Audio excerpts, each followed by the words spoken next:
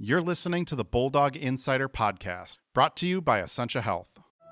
It only takes one step, twist, or crunch to know something doesn't feel right. Essentia Health's orthopedic and sports medicine team gets you back to doing what you love with commitment, resilience, intention. We're here to keep you moving forward.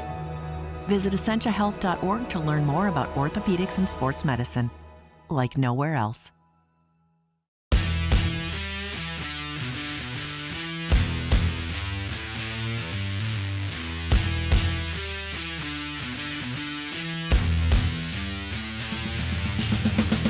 Hello and welcome to the Bulldog Insider podcast, brought to you by Essentia Health.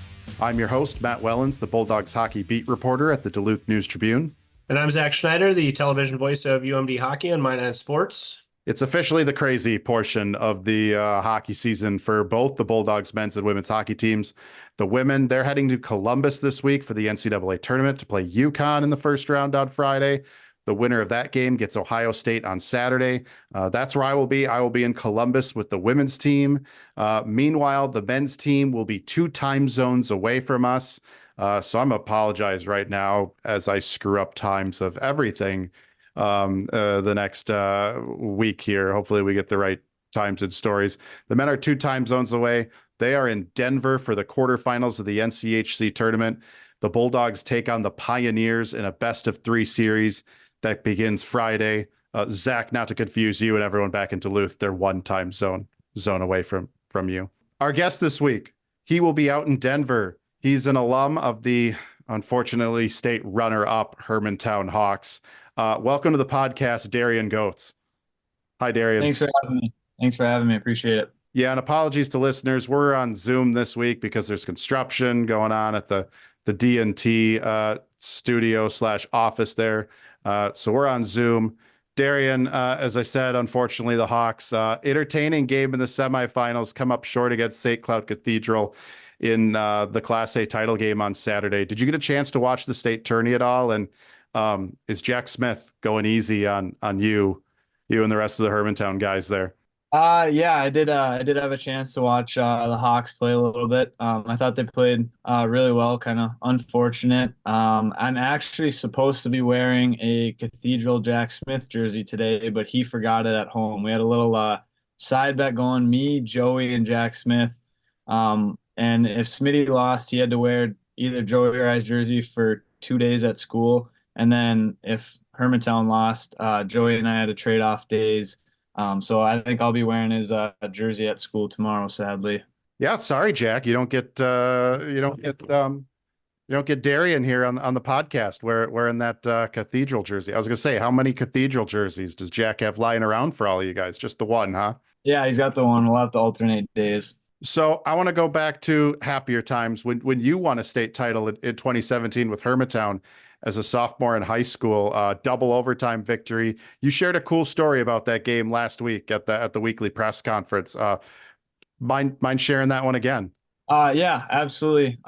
So it was end of the first period. Monticello kid comes over the line, shoots a puck, smoked me right in the hand. My middle finger looked like the size of a bratwurst, and I knew that it was definitely broken. But being a hockey player, I wasn't going to say a word.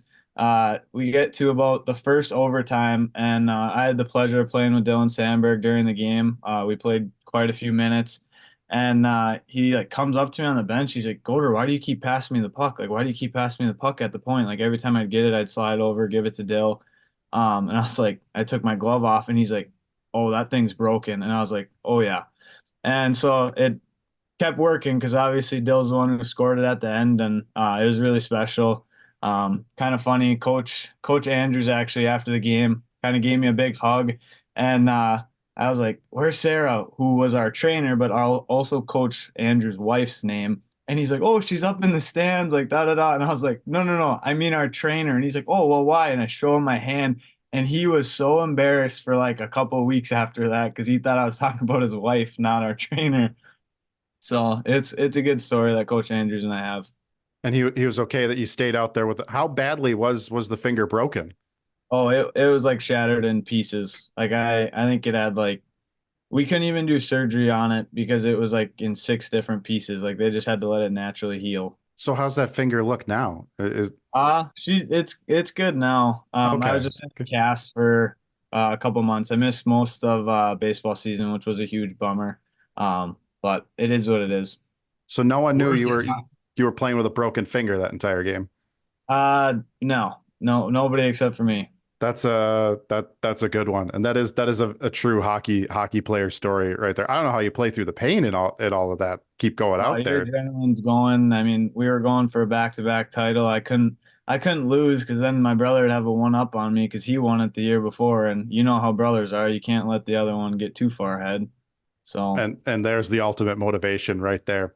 oh yeah. So Darren, you're originally from Hibbing, not Hermantown, right? Yeah. I moved. I had the opportunity, and my family. My mom got her dream job. Both my parents went to UMD, and she wanted to work at the Scottish Rite Clinic for all of her life. And a job came up, and she was able to take it.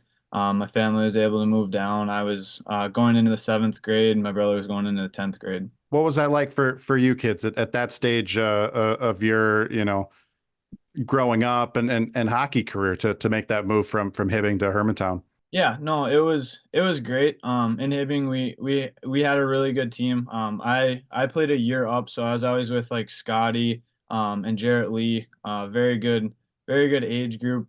We did a lot of stuff together in the summer, but it wasn't the same as Hermantown. I mean, Hermantown had the ice in during the summer, where the only ice we had in Hibbing was if we drove to Rapids, and ice availability there was very, very slim because they were always booked up with camps.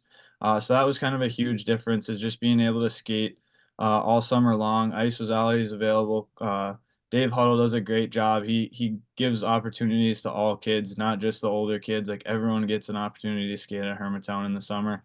And so that was kind of a huge adjustment, and just the level of play, like just more kids who could play at a higher level. I mean, it pushes you each and every day to be the best version of yourself. There's no real off days, or else somebody's going to pass you up. It might have been fun to see what happened if your family stayed in Hibbing with some of the other talent, Scotty and Jarrett you mentioned. But I want to ask a question that I'm just curious your perspective on it now as you go through your senior season at college, because you're one of those kids, one of those families that moved in.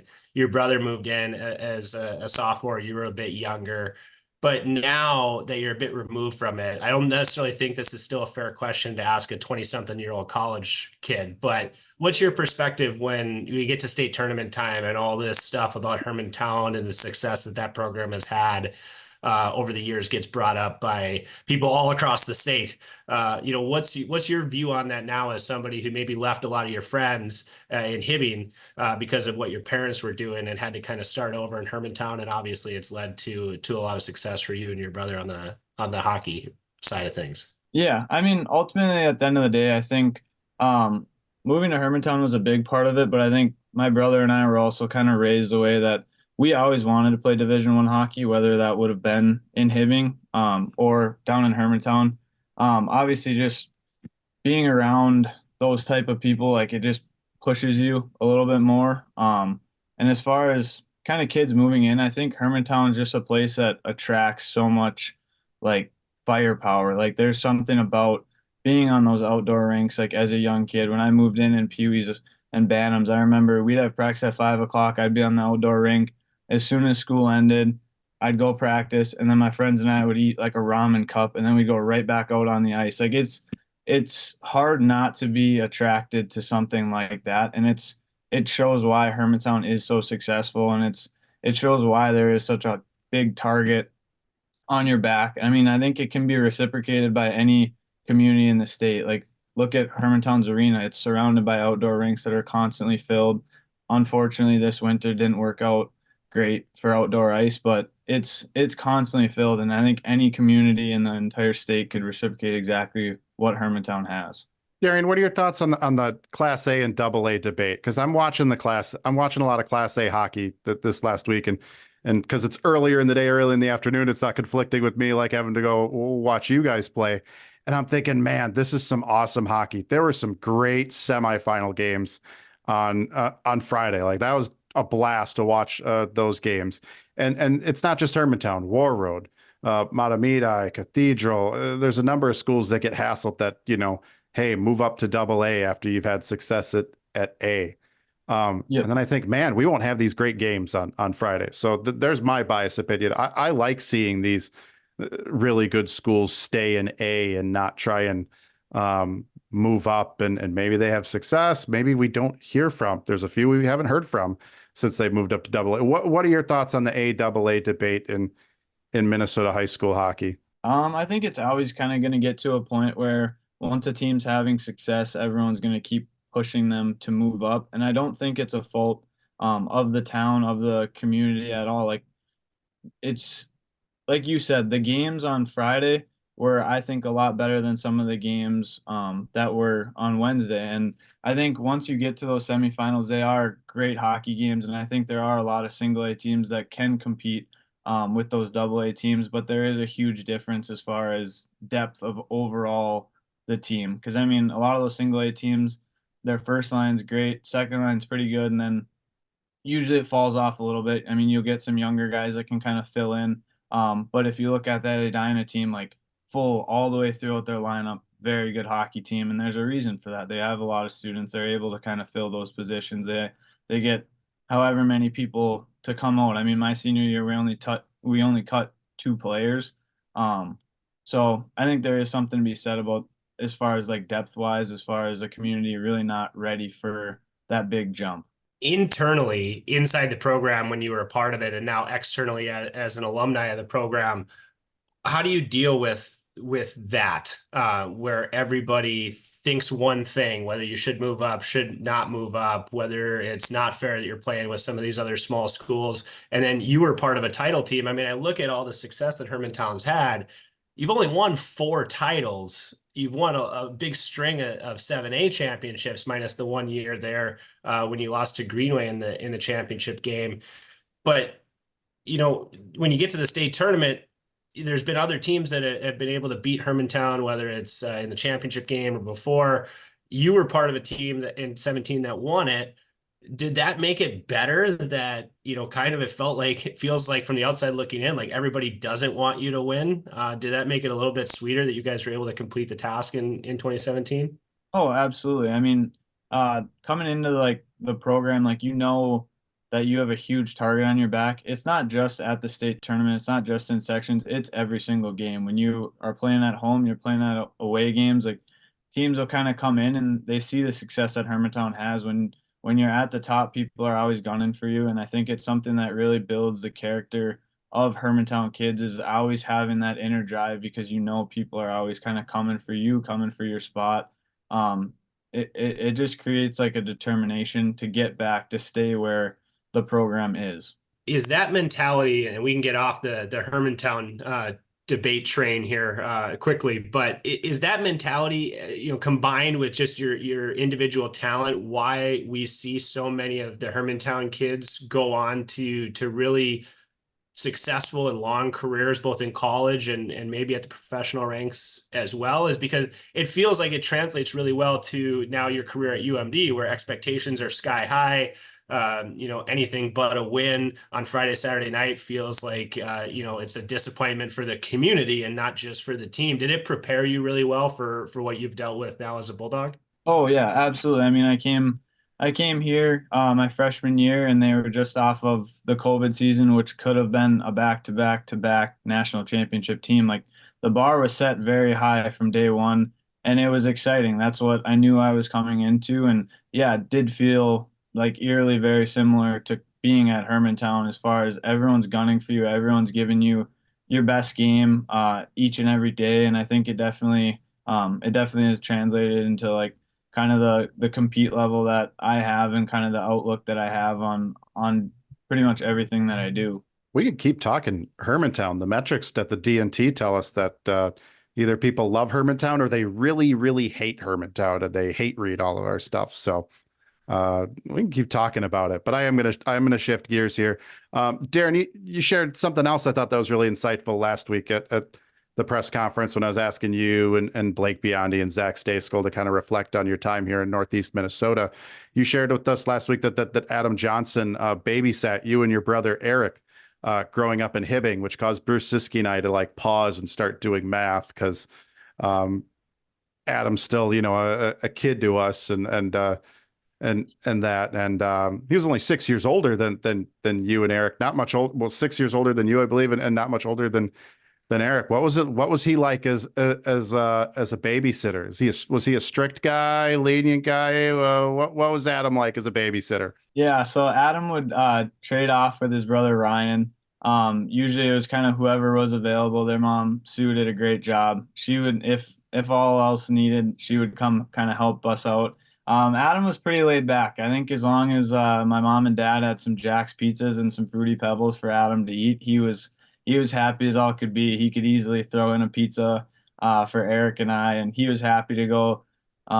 We had a park, Greenhaven Park, in Hibbing, and he'd take us there, and we'd play catch with the football or baseball or whatnot. He was very happy-go-lucky. There wasn't ever too many times. I think the only time there ever was like a scuffle was he and Adam and Ryan were figuring out who got paid for like a certain day. And I remember like Sue kind of had to take my brother and I to the side. She's like, "Oh, the boys will figure it out," because someone was cheating someone out of $5 or something. But no, it was a lot of fun. And then it just translated into the winter. As I said, my dad, he was the JV coach and then also assistant varsity with Mark DeCenzo and Grant Clafton. And Adam was just so good to my brother and I. He would always invite us out with the older kids, let us skate with them. Always just wanting us to be the best that we possibly could be. He's just so kind and caring. Unbelievable person. Man, do I miss the days where I could live off of Jack's Pizza and Fruity Pebbles and it not kill me or anything like that. So how old were you about when Adam was your babysitter? And that was in Hibbing, huh? Yeah. I think he did it for 2 summers. I think I was right around 8 to 10, somewhere in there. His death early on in the season, how did that impact you and your teammates? One of the things I've learned since Adam's passing is how connected he is still to this current group of Bulldogs. Even though he hadn't played with the program in 7 years, it feel like he really left a lasting impact for multiple generations on this UMD program. Yeah, I mean, obviously, I had a very personal connection with him. Aaron Pionk, obviously, very personal connection. But a lot of the guys knew Adam so well because one thing that UMD really does have is that great summer community of players that come back. We have the Kuhlmans, we have the Pionks, we have Kepke. Adam was one that would always come down, spend some time in Duluth, like right before his season would start. And he was just so contagious, like his personality. I know you guys know a lot about he and Neil's relationship, the amount of banter that they have with one another. It was contagious out on the ice. Even in the weight room, one of them would be down and the other one would kind of poke some buttons, and they'd bring the energy each and every day. I don't know, when I think about UMD hockey, I think about seeing Adam flying down the ice. Like there's nothing comparable to his speed. I've played with players, Cole Kepke's fast, Mangini's really fast, but something about Adam, I just remember as a kid, he just flew. That jersey in the wind. I remember when he played in the state tournament, he had those all black skates as a kid. That's all I ever wanted was those all black skates. Like I would always tell him like, "Hey, you're gonna give me those, right? Hey, you're gonna give me those, right?" And he'd always just smile and whatnot. But no, he definitely left an impact. What kind of role did he play on you becoming a Bulldog eventually here? Yeah, so I after that state tournament, when Adam did commit, I remember I was just in shock because it was kind of the first person that I'd ever been around that had committed, and it was pretty cool. We had kind of like a skate around, and Adam came out, and he was wearing a Bulldog sweatshirt, and I just remember from that moment on, I was like, that's exactly like what I want to do. I want to be just like Adam. Like I want to go play at UMD.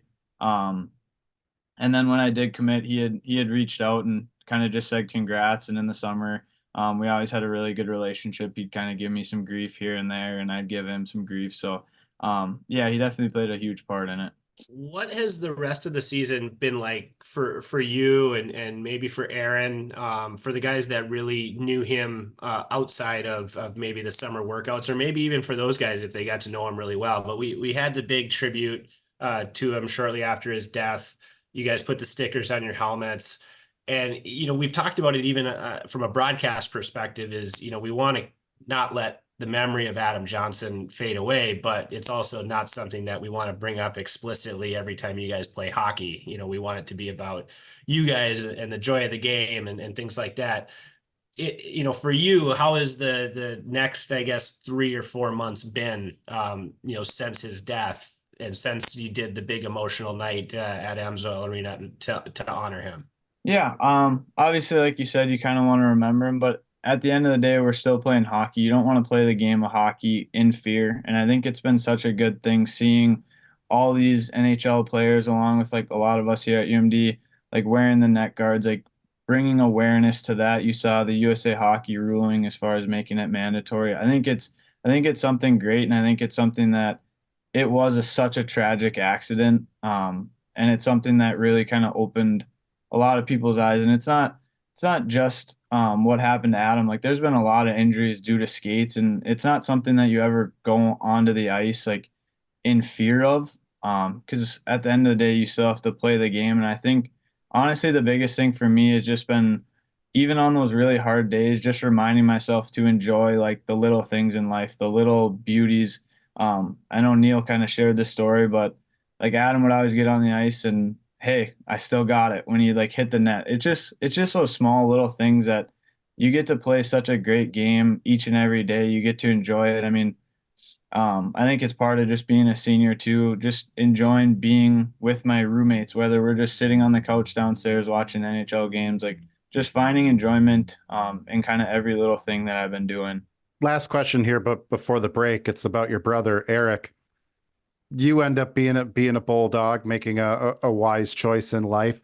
How did he end up at the end of the earth in Houghton, Michigan at Michigan Tech? I'm always going to give Tech people grief because I'm a Northern grad, and my assessment of Houghton always is great place to go for a weekend. I don't know how anyone could spend 4 years up there. How'd Eric end up there, and how'd he survive 4 years at Tech? So originally, his second year junior, he was committed to Miami, Ohio, and then they had a big turnover in coaching staff, and he ended up decommitting from there. And Tech was the first team that kind of came to him, and they had always been on his radar. Eric's a very smart kid. He knew that he wanted to go for mechanical engineering, and so that was a very big draw, and hearing that there's other players that were also doing it really attracted him. He and Brian Hallinan, they're great friends to this day. I think when it was constantly snowing, they spent hours upon hours in that library. I give him full credit. He works so hard, but he's also so smart. So I think that was kind of the big attraction, is just the schooling there. He enjoyed the hockey. Obviously, it was really cool that he and I were able to play in that regional game against each other. Is a very special moment that I'll never forget. Yeah, Houghton's not the worst place on earth. I don't want my buddies Joey Sean and Calvin Larson messaging me going, "Why you bashing Tech on your podcast?" Now, Miami's also one of those places I would chalk up as great for a weekend. I don't know about spending 4 years there like some of those guys did that transferred over here to UMD. We're going to take a short break. When we come back, we'll have more with Darian. You're listening to the Bulldog Insider podcast, brought to you by Essentia Health.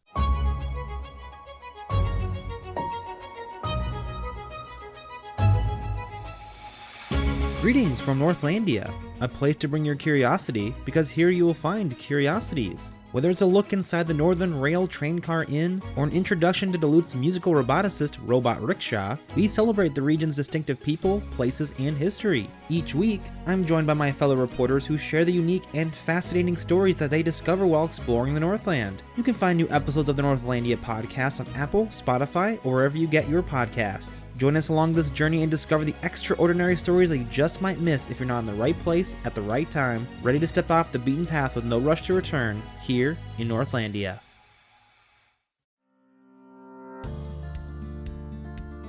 Hi, I'm Maria Lockwood, a reporter with the Superior Telegram. Explore Superior and Douglas County history with me on Archive Dive, a monthly podcast available at superiortelegram.com or wherever you listen to podcasts. Welcome back to the Bulldog Insider podcast, brought to you by Essentia Health Orthopedics and Sports Medicine.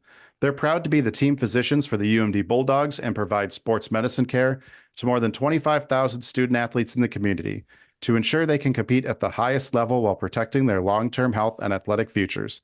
Thanks to Essentia Health for their support of the Bulldog Insider podcast. I'm Matt Wellens, along with my co-host Zach Schneider and our guest this week, Darian Gotz. Darian, again, going back to what you were kind of talking about last week, you and your classmates had a pretty unique first few days as Bulldogs because it came during the pandemic. Share with us what those first, you said, those first few days for you guys, the freshmen, you didn't even get in the main locker room. You were across the rink in the visitors' locker room. What were those first few days like? And when did things ever get to, I guess, what you consider now normal? Yeah, no, it was really weird. I remember the first skate, like none of us had our gear because Garnsey was still trying to get stuff just due to delays and shortages, just like in any industry during COVID. Yeah, not being able to step foot in the locker room for the first couple of weeks was definitely very weird. And even on campus, like us and the women's team were the freshmen, we were the only ones in the Oakland apartments until like the second half of the year. So it was definitely really weird. But I just remember the guys just kept reminding us like, hey, like when this is real, like you'll really enjoy it. I know Louis would always kind of tell me just, hey, go to just stick with it. And I think the first moment that it really kind of set in, like, hey, this is college hockey, was definitely that regional game against North Dakota. Just a sea of green and everyone cheering against you. I think we just had that small little sliver of UMD fans, and it was like, all right, this is college hockey. And then obviously that game proceeded to be what it was, and it was very special. I think that was the moment it definitely set in. You said it was just the younger members of the men's and women's team in the Oakland apartment there to start. Develop pretty good friendship then with some of those members of the women's team back then? Oh yeah, absolutely. I mean, they were the only people besides like the guys on our team that we could hang out with. And so, I mean, they were testing just as much as us. So it was kind of our two teams really bonded that year. I think someone's told us the reason why, but for people that maybe don't know, why couldn't you be in the locker room? Like, what was so different around the rink? What were the protocols and stuff that you walked into, even at your home rink, when you were trying to practice? Well, it was like the 6 feet apart. And obviously in the locker room, we couldn't be exactly 6 feet apart. Like I remember they had the chairs. Some of them had X's on it. You couldn't sit in those chairs. Yeah, it was weird. And then if a guy would test positive, like your house would have to quarantine together. I don't know. There was all sorts of rules, and we all went through it. And thankfully, we got through it. And then you had the pod, which was so unique in its own right. I think I didn't get a chance to go out there, so I was just watching from afar, and there was college hockey on all day, every day for those 3 weeks. But for somebody who lived it and had to be there for that 3 weeks, did you enjoy it? Because I enjoyed it. I really think, obviously we can't do it every year and wouldn't want to, but I thought it was a really a quality product being put out in really tough circumstances. I really enjoyed it because we just talked about the state tournament earlier in the podcast. I mean, those 3 or 4 days are so fun for me and people all around the state. But the pod felt like the NCHC's version of that, where you could wake up at, in the morning and hockey would be on starting at 11 and it wouldn't be off your TV until 9, 10 o'clock at night. Yeah, no, I had a great time. I think they did a great job setting it up in Omaha. Like all the restaurants right along going towards Baxter Arena were open for us. They did a great job as far as we would test. I think the only like bad part about the pod was honestly just when we'd get like every week we had to do one of the, like we call them the quote brain scratcher tests, where they'd stick the rod like way up your nose. Like honestly, I think that was the worst part. We got so close as a team. The hotel we were staying in did a great job. They had ping pong table. We had tournaments all the time. They had tons of stuff for us to do.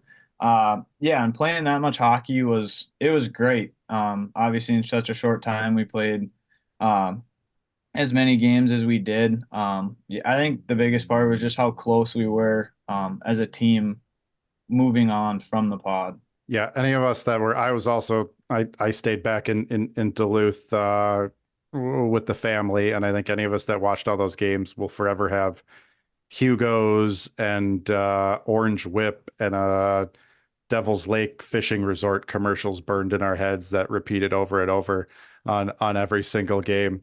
Darren, you guys travel to Denver this weekend for an NCHC playoff series. Where does Denver rank among road trip destinations for you in the league? I would have to say it's towards the top. I honestly really like playing in Denver. I like the meals that we get there. I like the hotel that we stay in. And on a personal level, I've kind of had a lot of success scoring against Denver too, which I don't score a lot. So that's definitely up there. But no, it's a great spot. I think every place in the NCHC is great. But yeah, they're definitely towards the top. Yeah, we thought you had one this past weekend against St. Cloud, and then I believe McMenamin's stick got a hold of it there and sent us on a review that I wasn't sure was ever going to end. But they got it right, and that's what matters. So what is your favorite road trip destination in the NCHC?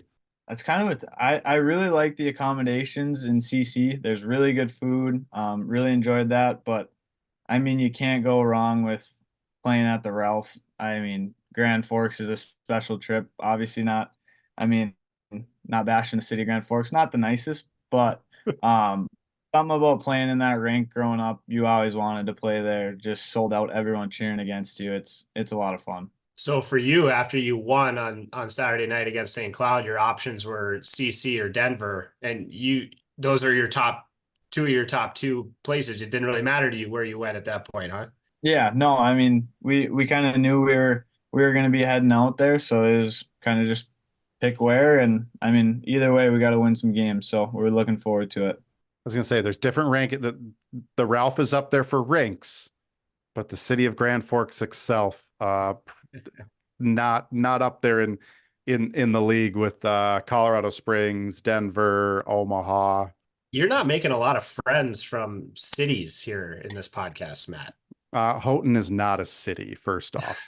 Houghton, Michigan is not a city close. And some people in the country might argue Grand Forks is not a city as well. So I got stuck at a train crossing for like 20 minutes the last time I was at Grand Forks earlier this year. So sorry, Grand Forks, you're not high on my list.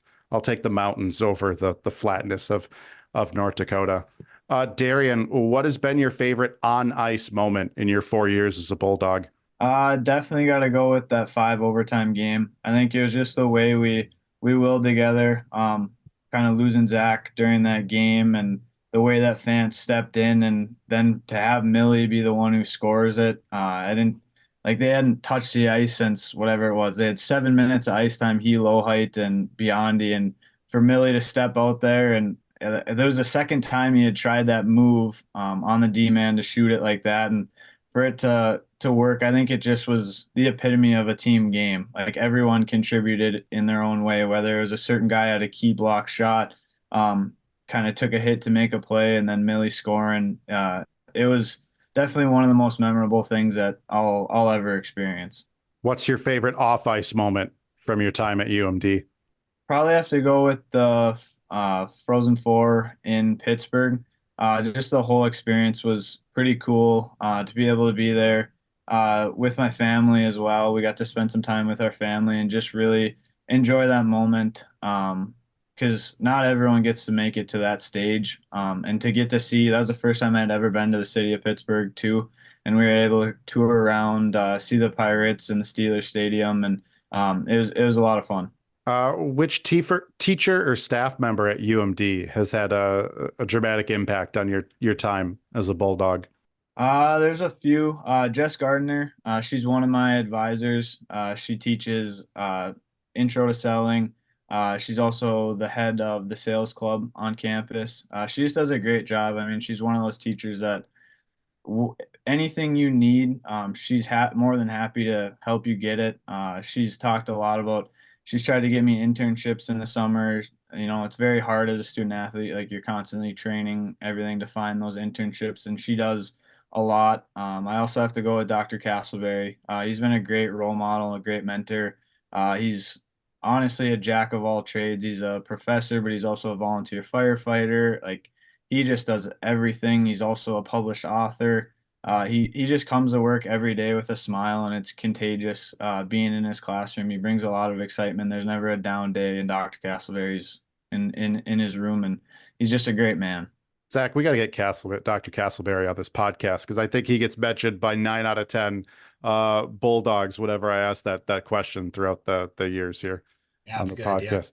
Yeah. Darian, last one. You do have another season event, NCAA eligibility and such, but what does the future look like for you after this season? First off, are you finishing your degree in May here, or spring, whatever the semester gets done?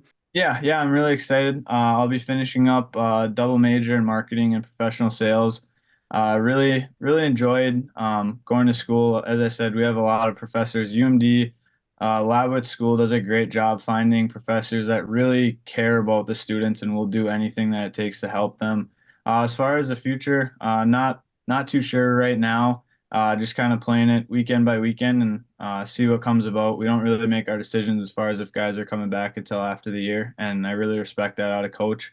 Kind of see what the here and now is, and like I said, we have 2 games to win in Denver first, and that's kind of just what I'm focusing on. So he doesn't put pressure on you guys to make a decision or anything like that till after the season. He lets things play out, huh? Yeah, no, and I think it's something great. We focus on the here and now in this program, and I think it's why we've been successful. And double major in 4 years. That's impressive, Darian. Congrats on that. Thank you. I give a lot of credit. Hermantown offers great college in the school classes, so I was able to come in with credits, and then while I was in juniors, I think it was 12 credits coming in too. So the staff here has done a great job allowing me to do it. And like I said, Labwood School it's unbelievable. The professors really care a lot about the students. They really help you no matter what you need. All right, Darian, thanks so much for coming on the podcast this week. We appreciate it. Perfect. Thank you, guys. You can find the Bulldog Insider podcast on Apple Podcasts, Spotify, YouTube, or wherever you get your podcasts. Like us, subscribe, and rate us. For more Bulldogs hockey coverage, visit DuluthNewsTribune.com/Bulldog Insider. Subscribe to gain access to all of our coverage all season long. Zach, I believe for NCAA women's games, you'll have to go to Big Ten Plus, I believe is the streaming option at Ohio State. How about for the men, NCHC TV, and are we going to get any games on My 9? Hopefully, yeah. Nothing from us on the women's side. Once they get to the NCAAs, that's all bigger than us. But for the first round of the men's playoffs, hopefully we'll have those for you on My 9. As we're talking right now, nothing's been decided as we're recording with Darian early in the week. But obviously, if that changes, we'll make an announcement. Hopefully, make it known by Friday, Saturday, if those games are on TV. But otherwise, they'll be on NCHC TV for sure. And I'll try and get that info as well for everyone. Bulldog Insider newsletter, I got that in there every week, so check that out. Thanks to our sponsor, Essentia Health, for their support of the Bulldog Insider podcast. And thanks to all of you for listening. We'll catch you next week.